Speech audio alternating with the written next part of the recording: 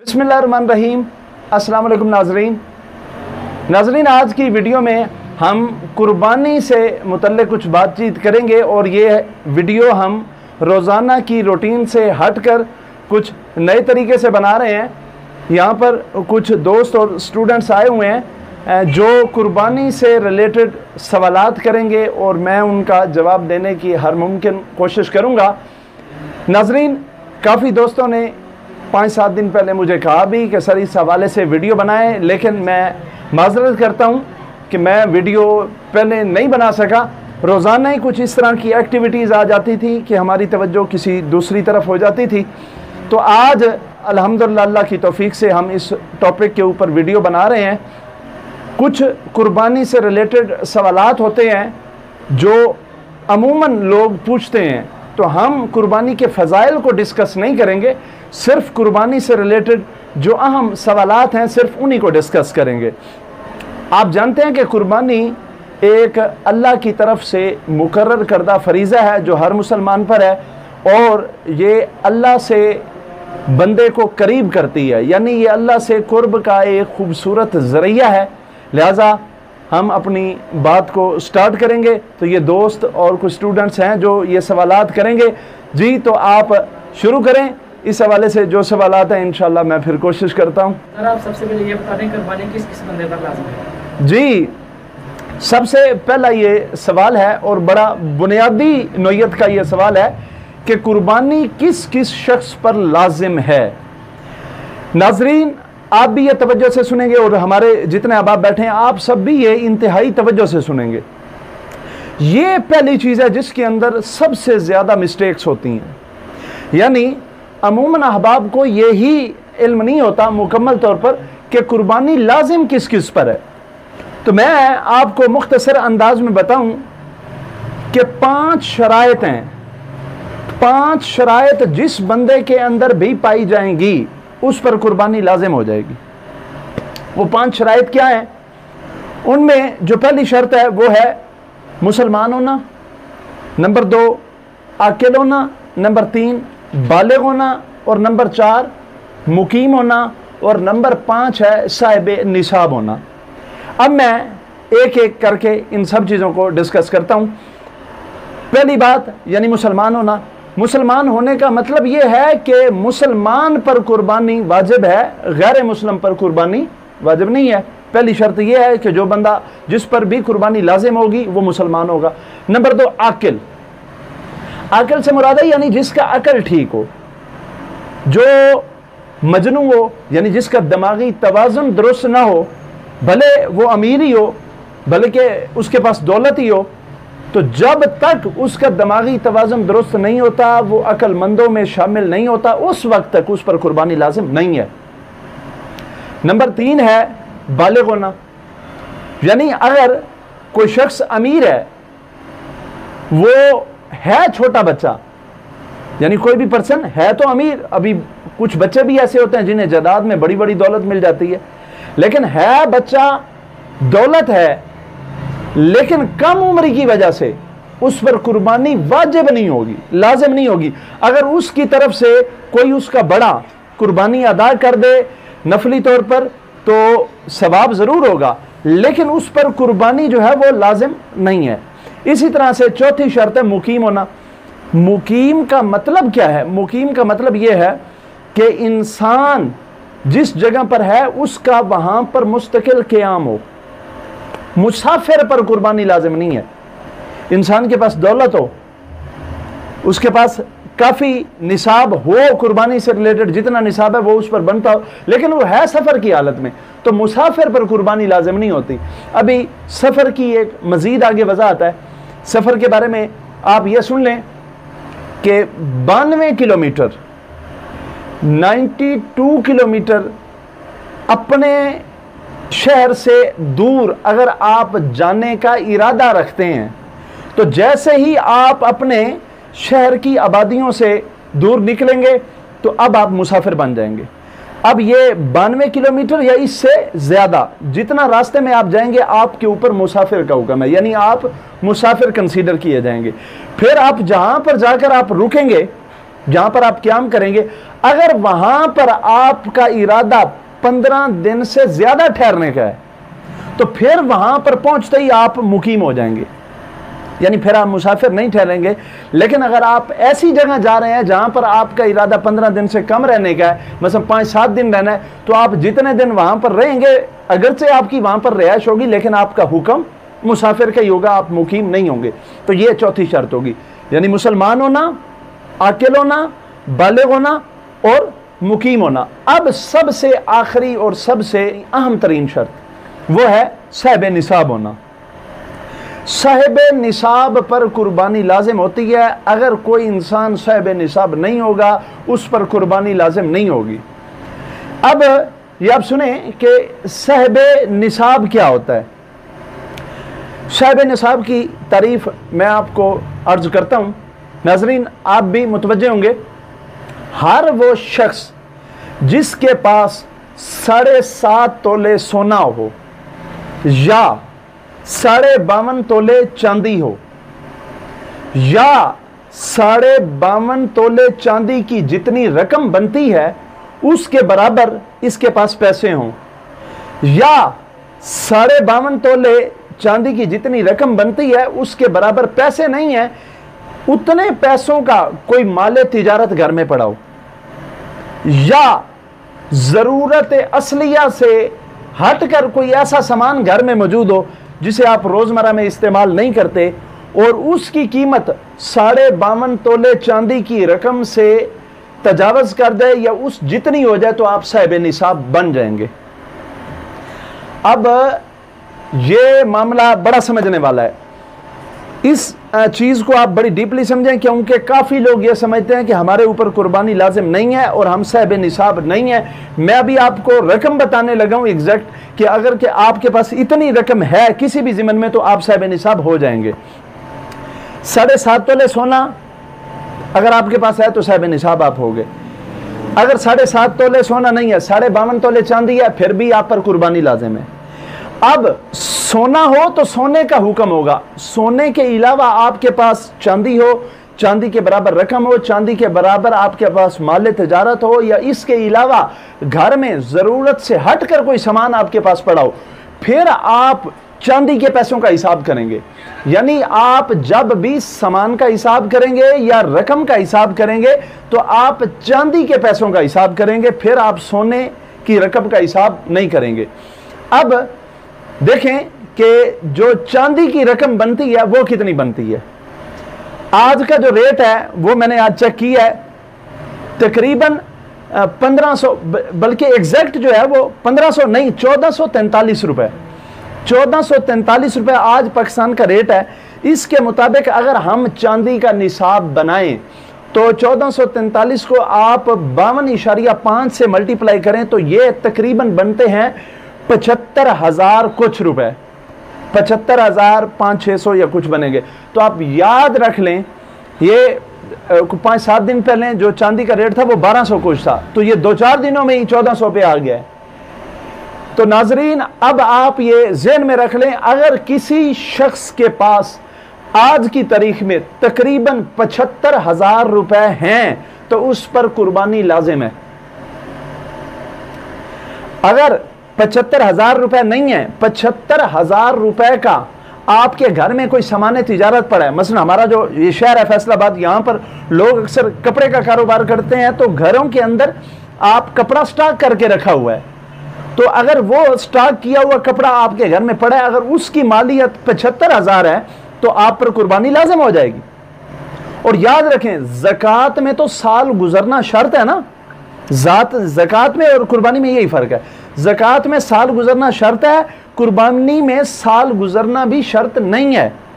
सिर्फ कुर्बानी के जो 3 दिन हैं उन दिनों में अगर आप किसी भी वक्त 2 रातें और 3 दिन, ये जो टोटल बनता है ना, यानी कुर्बानी का पीरियड ये बनता है 2 रातें और 3 दिन। इन 2 रातों और 3 दिन में जब भी आपके पास 75,000 के बराबर कोई भी रकम आएगी, जब आप उसके मालिक हो जाएंगे तो आप पर कुर्बानी लाजिम हो जाएगी। तो ये ना समझे कि आप मसलन आपके पास जी, आप कहें जी मेरे पास तो पूरा सोना है नहीं, तो मेरे घर में पूरी चांदी भी नहीं है। नहीं, अगर आपके पास, फर्ज करें, यह बात अब समझने वाली है, अगर आपके घर सोना पड़ा है 1 तोला, निसाब में है 7.5 तोले, लेकिन आपके घर में पड़ा है 1 तोला सोना, 1 तोला आपके घर सोना पड़ा, तो उसकी कीमत कितनी हो गई है जी? वो तकरीबन 1,16,000 के करीब है आज का रेट,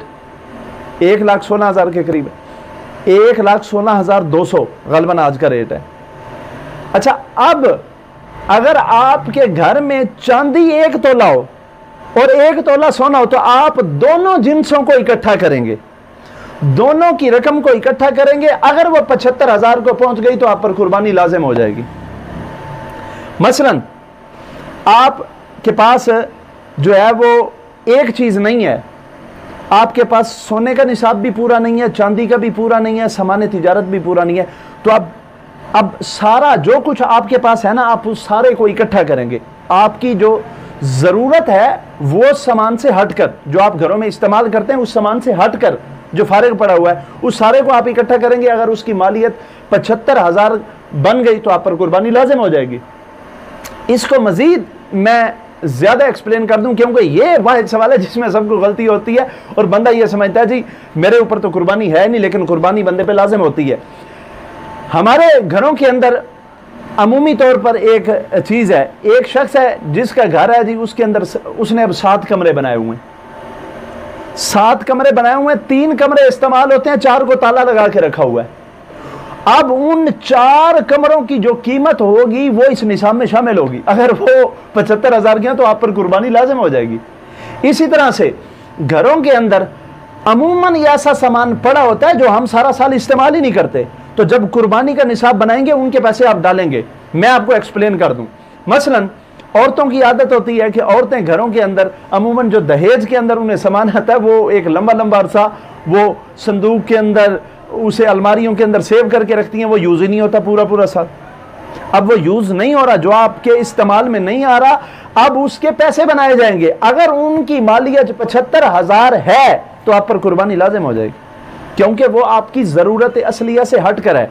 याद रखें, आप आसान लफ्जों में समझें, वो गाड़ी जो आप रोजाना यूज करते हैं, वो मोटरसाइकिल जो आप रोजाना यूज करते हैं, आपके घर के वो कमरे, वो बिस्तर, वो कपड़े जो आप रोजाना यूज करते हैं, उनमें आपको छूट है, वो आप निसाब के अंदर शामिल नहीं करेंगे। उसके अलावा जितनी भी रकम है, उसके अलावा जितनी भी रकम होगी, जो भी आपका सामान होगा, उस सारे के पैसे इकट्ठे करो। अगर 75,000 कीमत बन गई तो आप पर कुर्बानी लाजिम हो जाएगी। जी नेक्स्ट क्वेश्चन। जी सर, मैं आपसे ये सवाल करना चाहता था कि अगर एक घर के अंदर 7 अफराद हैं और उनका एक सरबराह है, अगर वो कुर्बानी कर देता है तो इस तरह सबकी कुर्बानी हो जाती है?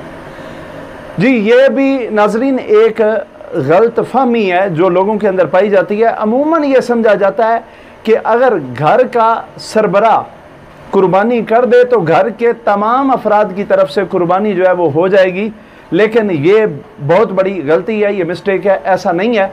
मैं इसकी थोड़ी सी वजाहत भी कर दूं। अगर घर का सरबराह कुर्बानी कर दे उससे सब की नहीं हो जाएगी कुर्बानी। जिस जिस बंदे पर मैंने आपको बताया है, घर के अंदर कोई भी बंदा अगर वो 75,000 की मालियत का मालिक है किसी भी चीज का, तो उस पर कुर्बानी लाजिम है और उसकी कुर्बानी उसी के नाम से होगी, उसके ऊपर अलहदा लाजिम है, उसका वजूब उसी के ऊपर है। मैं आपको आसान लफ्जों में बताता हूं। फर्ज करें घर के सरबराह की तरफ से कुर्बानी की जाती है, लेकिन घर के अंदर एक खामद है, एक उसकी बीवी है। अब बीवी का जहेज पड़ा है घर के अंदर, उसका जेवर पड़ा है, उसके जहेज का सामान पड़ा है, वो उसकी मालिक है, उसे उसके माँ बाप ने दी है, वो उसकी मलकियत है और वो समझती भी है, वो उसे अपनी मलकियत समझती भी है। अब अगर औरत की मलकियत में कोई ऐसी चीज पड़ी है, वो चाहे जेवर की शक्ल में हो चाहे कपड़ों की शक्ल में, औरतें अक्सर होता 20-20 जो कपड़े के सूट जो है वो घर में पड़े हैं, उन्हें इस्तेमाल ही नहीं करना पूरा साल, तो उनके पैसे पड़ेंगे और उनकी मालियत इकट्ठी होगी और वो निसाब के अंदर शामिल होंगे। तो अगर घर की औरत की मलकियत के अंदर कोई जेवर पड़ा है, कोई सामान पड़ा है और उसकी मालियत 75,000 को पहुंच गई, तो घर का सरबराह अलहदा कुर्बानी अदा करेगा और घर की जो मोहतरमा है उनके ऊपर अलहदा से कुर्बानी लाजिम होगी। और इसी तरह से ये एक और भी इसी हवाले से बात सुन लें, अमूमन घरों के अंदर ये ख़वातीन की आदत होती है कि वो कुछ जेवर होता है उसे बांट देती हैं कि मसलन मेरे पास इतना जेवर पड़ा है जी, मेरे पास 20 तोले जेवर है, तो मेरे 2 बेटे हैं, मैंने 10 तोले जेवर अपने इस बेटे को दे दिया, 10 तोले इसे दे दिया, वो अलहदा करके रख देती हैं और अपने जेहन में भी और बच्चों को भी बता देते हैं कि जी हमने आपको इसका मालिक बना दिया। अब अगर वो बच्चे बालिग हैं, बालिग पे है ना कुर्बानी लाजिम, अगर वो बच्चे बलूगत की उम्र को पहुंच गए हैं, उनके माँ बाप ने उन्हें सोने का मालिक बना दिया या किसी भी चीज़ का मालिक बना दिया है और वो मलकियत इतनी है कि वो 75,000 की कीमत को पहुंच जाता है, तो उन बच्चों पर अलहदा से कुर्बानी वाजिब होगी। यानी माँ बाप अलहदा करेंगे और बच्चे अलहदा करनी पड़ेगी। तो ये इस तरह का मामला है, ऐसा नहीं है कि एक बंदा कर दे तो सबकी तरफ से हो जाएगी, ये गलती है जी। हम थोड़ा शॉर्ट करेंगे जी। Next question.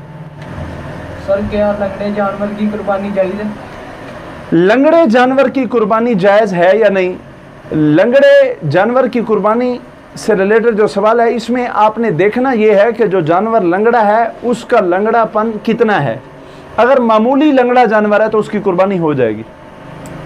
इसके बारे में जो असूल है वो ये है कि अगर लंगड़ापन इतना है, यानी जानवर जो लंगड़ा है वो इतना है कि वो चलकर कुर्बानी वाली जगह तक जा सकता है, यानी जहां उसे कुर्बान करना है वो अपने कदमों पर जानवर चलकर उस जगह पर जा सकता है, तो उसकी कुर्बानी जायज़ है। सर अगर जानवर के अंदर ऐब हो तो कितने ऐब की माफी है? जहां तक ऐब के बारे में सवाल है तो आपने सबसे पहले यह देखना है कि जानवर के अंदर जो ऐब है वो ऐब क्या है। अब जिस तरह का ऐब होगा हुक्म भी उसी तरह से कुछ मुख्तलिफ हैं। मसलन ऐब के हवाले से हम देखें, अब ये जो गाय है, गाय के 4 थन होते हैं, 4 में से अगर 1 थन खुश्क है तो माफ़ी है, अगर 4 में से 2 थन खुश्क हो गए तो फिर कुर्बानी नहीं होगी। इसी तरह से बकरी को देख लें, बकरी के 2 थन होते हैं, अगर 1 खुश्क है तो कुर्बानी हो जाएगी, अगर दोनों ही खुश्क हैं तो फिर कुर्बानी नहीं होगी। ये मैंने थनों के एतबार से जो ऐब होता है वो बता दिया। इसी तरह से अब आ जाएं कानों के ऊपर, क्योंकि अमूमन कान कटा हुआ होता है, जानवर के अंदर जो ऐब होता है वो कटे हुए कान की वजह से होता है। तो ये याद रखें, अगर जानवर का कान कटा हुआ है तो उसके अंदर आपको जो माफ़ी है वो 1/3 है, यानी 1/3, तीसरा हिस्सा माफ़ी है। अगर फ़र्ज़ करें एक जानवर है और उसका कान 3 इंच है और 1 इंच कट गया है, तो 1 इंच कटे हुए, 3 में से 1 इंच कटे हुए जानवर की कुर्बानी हो जाएगी। लेकिन अगर 1 इंच से ज़्यादा कटा हुआ है तो फिर कुर्बानी नहीं होगी। अच्छा, यहां पर मैं एक और वजाहत कर दूं, अगर कोई जानवर ऐसा है जिसके सींग के अंदर इशू है, मसलन उसका सींग ऊपर से हल्का सा टूट गया, अगर हल्का फुल्का टूटा है तो फिर कुर्बानी हो जाएगी।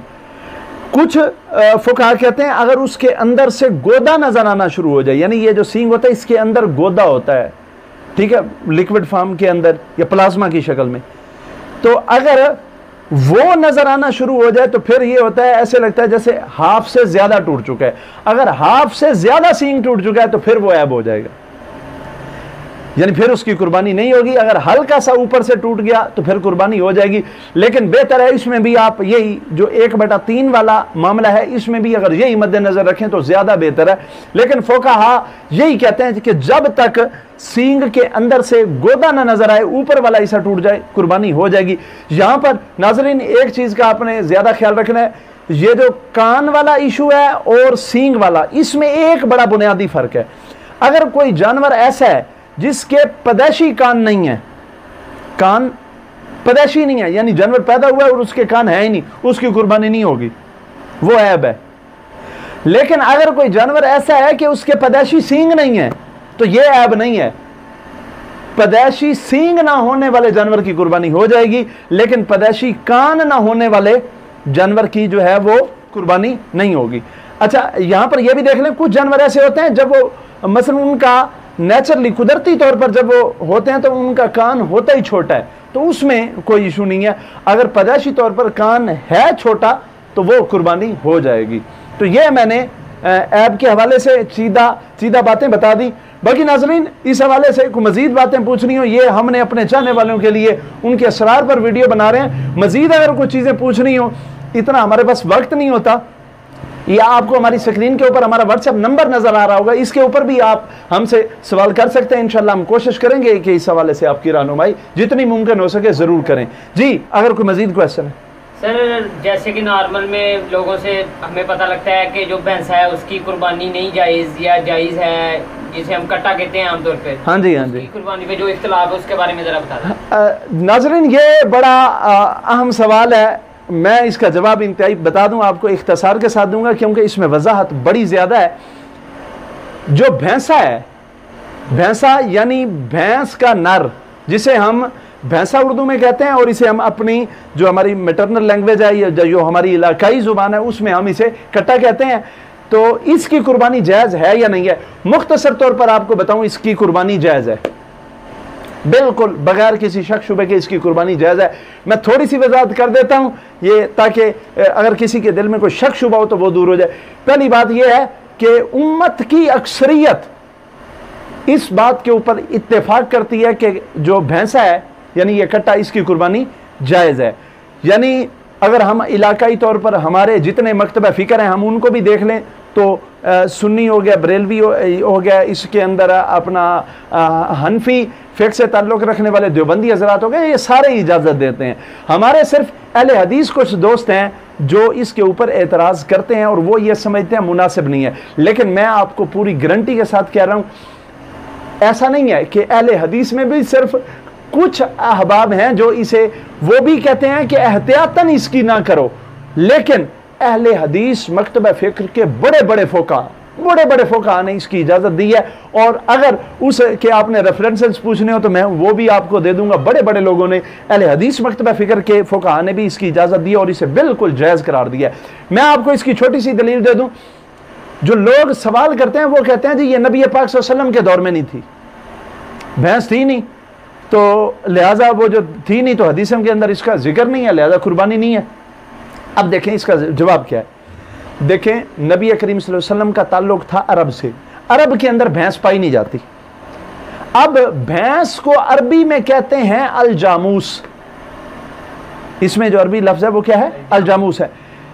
अब हम इसे अपनी जुबान में भैंस कहते हैं, लेकिन लुगत की किताबों के अंदर ये गाय की एक किस्म है। मसलन जो अहले लुगत हैं जिन्होंने अरबी से ट्रांसलेट करके अल्फाज के हमें मानी बताएं, वहां पर जहां भी आप अल जामूस का माना देखेंगे वहां पर उसका जो तर्जमा है वो यही है, फारसी इलाके की गाय, फारसी इलाके की या अजमी इलाके की गाय। तो ये जो भैंस है ये गाय की एक किस्म है। जो अब गाय की बड़ी किस्में हैं। नबी पाक सल्लल्लाहु अलैहि वसल्लम के दौर के अंदर जो गाय अरब के अंदर पाई जाती थी वो और किस्म की थी। अब वाज़ेह बात है अरब के अंदर ऑस्ट्रेलियन नस्ल की गाय तो फिर नहीं थी।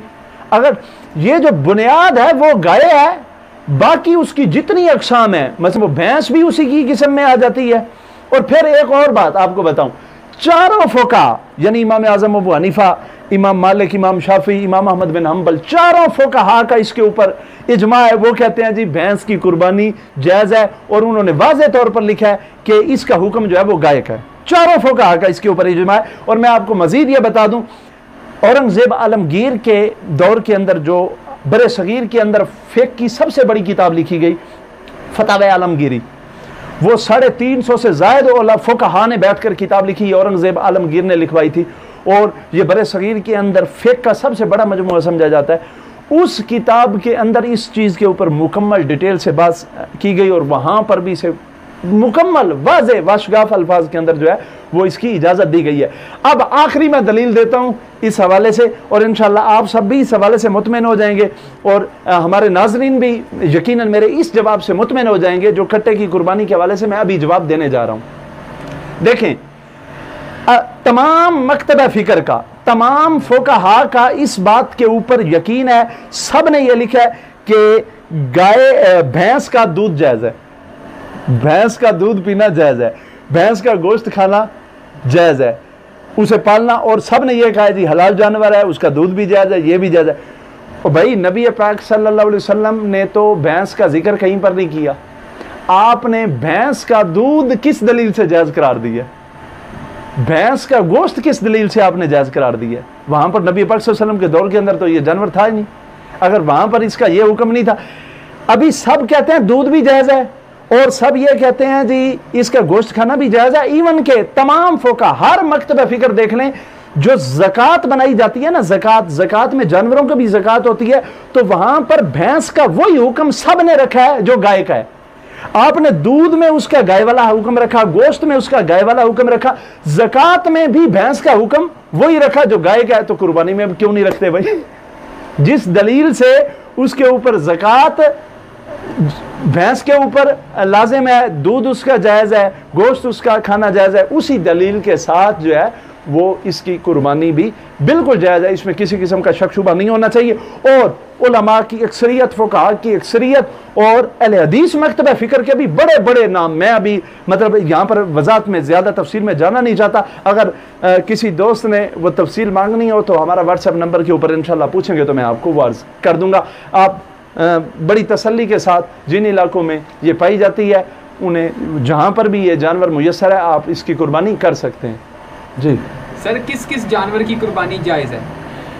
जी, किस किस जानवर की कुर्बानी जायज़ है मैं ये आपको क्लियर कर दूं। ऊंट नर और मादा, इसी तरह से गाय नर और मादा, इसी तरह से भैंस नर और मादा, और बकरा बकरी यानी ये दोनों नर मादा हो जाएंगे। इसी तरह से भेड़ और दुम्बा, ये भी यानी दोनों किस्म में नर और मादा। इन जानवरों की कुर्बानी जो है वो जायज़ है। मैं आपको इनकी उम्र के हवाले से भी बता दूं, थोड़ा एक्सप्लेन कर दूं कि जो ऊंट है वो कम अज़ कम 5 साल उसकी उम्र होनी चाहिए। गाय और भैंस ये कम अज़ कम 2 साल की होनी चाहिए। इसी तरह से जो बकरा है या बकरी है और भेड़ है ये कम अज़ कम 1 साल होना चाहिए। लेकिन आपको बता दूं ये जो दुम्बा वगैरह है, ये भेड़ का जो नर है, अगर ये 6 माह का भी हो और देखने में पूरे साल का लगता हो तो दुम्बे में ये इजाज़त है कि वो 6 माह का भी जो है वो काबिल कबूल है, उसकी कुर्बानी हो जाएगी। सर वो मैं आपसे ये पूछना चाहता था, फर्ज करें अगर एक इंसान ने 4 लाख या 5 लाख जितनी भी रकम कुर्बानी जितनी जायज़ है उतनी रकम अगर किसी को दी हो कर्ज, लेकिन कुर्बानी आ जाए और उसे उसके पास कोई रकम ना हो, तो फिर उसका क्या होगा हिसाब कुर्बानी का? देखें जी, अगर आपके पास 4 लाख रुपए थे, आपने किसी दोस्त को बतौर कर्ज दे दिए, वो असल मलकियत आपकी है। अब 4 लाख जो है ये 75,000 से ज़्यादा है, कुर्बानी आप पर लाजिम होगी, कुर्बानी आपको करनी पड़ेगी। अब आपके घर में कोई और चीज़ है तो उसे बेचकर चाहे कुर्बानी करें, और आपके पास पैसे हैं उनसे करें, या आप किसी से अब कर्ज पकड़ें, जिस तरह से मर्जी। आपने अगरचे 4 लाख किसी को कर्ज भी दिया होगा, वो असल में मलकियत आपकी है, आपके ऊपर कुर्बानी लाजिम होगी। जी बेटा एक सेकंड, आपका क्वेश्चन था, आप करने पहले। सर मेरा ये क्वेश्चन है कि घर के एक सरबराह ने कुर्बानी ली है जी, यानी कुर्बानी का जानवर खरीदा है, कुर्बानी का जानवर ले लिया है, वो जानवर ज़िबा करने से पहले वो घर का सरबराह इंतकाल कर जाता है, तो फिर जानवर किस नाम से किया जाएगा? ये क्वेश्चन मैं थोड़ा रिपीट कर देता हूँ, नाजरीन आप सुनिएगा। क्वेश्चन ये है कि एक शख्स ने कुर्बानी का जानवर खरीदा और कुर्बानी के दिन आने से पहले, जी जी, यानी कुर्बानी के जो 3 अयाम है उनके आने से पहले उस शख्स की डेथ हो जाती है, तो अब क्या वो कुर्बानी उसी के नाम से की जाएगी या उसके घर वालों में से किसी के नाम की या उसके औलाद? यही सवाल है आपका? जी बिल्कुल। जी, इसका जवाब यह है कि जब कोई शख्स इस दुनिया से चला जाए तो अब वो कुर्बानी का मुकल्लफ नहीं ठहरा, उस पर कुर्बानी करना कोई लाजिम नहीं है, उसके ज़िम्मे कुर्बानी वाजिब नहीं है। अब वो जो कुर्बानी का जानवर है वो शख्स जो इस दुनिया से गया है वो उसके वारसों को मिलेगा, यानी वो आप ऐसे समझें विरासत मुंतकिल हो जाएगी। अगर कोई बाप था तो अब उसकी विरासत उसके बेटों को मिल जाएगी। तो घर के अंदर जिस बंदे पर भी यानी उसके वारसों में से जिसके हिस्से में वो जानवर आता है विरासत में से, उसके ऊपर अगर कुर्बानी लाजिम है तो वो उसी जानवर की कुर्बानी कर सकता है। अब जो है वो औलाद अपने में से किसी के नाम पर वो कुर्बानी कर दे जिस पर वाजिब है, तो ये अब उस शख्स पर लाजिम नहीं है। लेकिन मैं बताता चलूं, अगर औलाद के ऊपर कुर्बानी है वो अपने पैसों से कुर्बानी कर ली और वैसे वो जानवर खड़ा है, तो फिर उसे अगर आप नफली तौर पर कुर्बानी अपने बाप के इसाले सवाब के लिए कर लेंगे तो ये बहुत अच्छा है। इस तरह से ये कुर्बानी हो जाएगी। जी नाजरीन, इंतहाई माजरत के साथ अभी कुछ दोस्त और भी बैठे हैं जो क्वेश्चन करना चाहते हैं, लेकिन ये हमारी वीडियो जो है वो काफ़ी लेंथी हो गई है और हमारी ये कोशिश होती है कि वीडियो को ज़्यादा लंबा ना किया जाए। लेकिन अगर आपके कोई क्वेश्चन हैं हमारे नाजरीन के या आप दोस्तों के भी, तो हमारा ये व्हाट्सअप नंबर है जो स्क्रीन के ऊपर भी दिखाई दे रहा है, और या कमेंट्स बॉक्स के अंदर जो है वो आप हमसे सवालात करें, इंशाल्लाह हम आपको तमाम सवालात के जवाब देंगे। नाजरीन, अगर वीडियो आपको अच्छी लगी है तो इसे लाइक कर दें, दोस्तों के दरमियान इन तमाम मालूमात को शेयर करें, हमारे लिए भी दुआ कीजिएगा। अल्लाह ताला आप सबको खुश रखे। वीडियो को मुकम्मल देखने का बहुत बहुत शुक्रिया। अल्लाह से मेरी दुआ है अल्लाह हम सबको आसानियाँ अता फरमाए और आसानियाँ तकसीम करने का शर्फ अता फरमाए। अपना बहुत सा ख्याल रखिएगा। बहुत शुक्रिया। अल्लाह हाफिज़।